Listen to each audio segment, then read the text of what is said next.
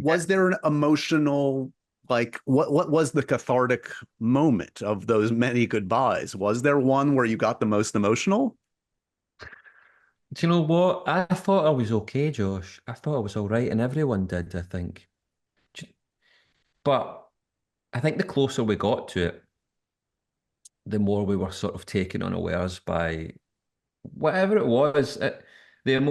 That sense of maybe grief, maybe loss, maybe the fact that there would be this thing that had taken up such a huge part of our lives, and it was about to not be there anymore. So there was going to be this void, this emptiness, right?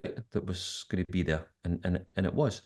So I remember the moment it sort of all uh, it's kind of came over me was when I was finishing. I can't even describe the scene, so I can't even give you the entire context. So we can wait. Remind me to go into this in more detail. Okay. A year and a half Broad down the line. strokes, and then we'll go back to it. Yes.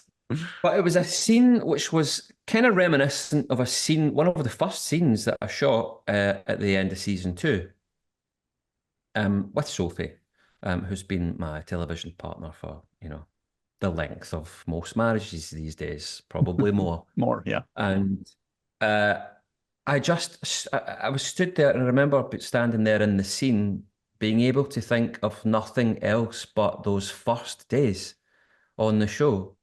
And then from that, sort of reflecting on all of these wonderful moments that we'd had throughout the years, as I was standing there in a scene where I had to be quite reflective of the thing before me and what was going on.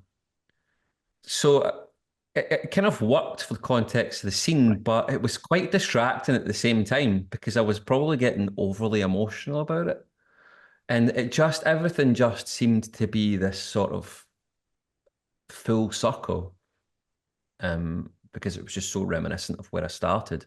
And in that, you sort of condense these memories, don't you? And it feels like 9 years was Yeah. nothing, Right. because I don't know, you sort of contract those memories in your head when you're thinking about something in sort of isolation that way. And it was like, wait, hang on, how is it 2024? How are we 10 years into the show? How are we finishing season 8? So I don't know. I think there were a lot of sort of overwhelming thoughts and feelings which came out um, unwelcomed as well.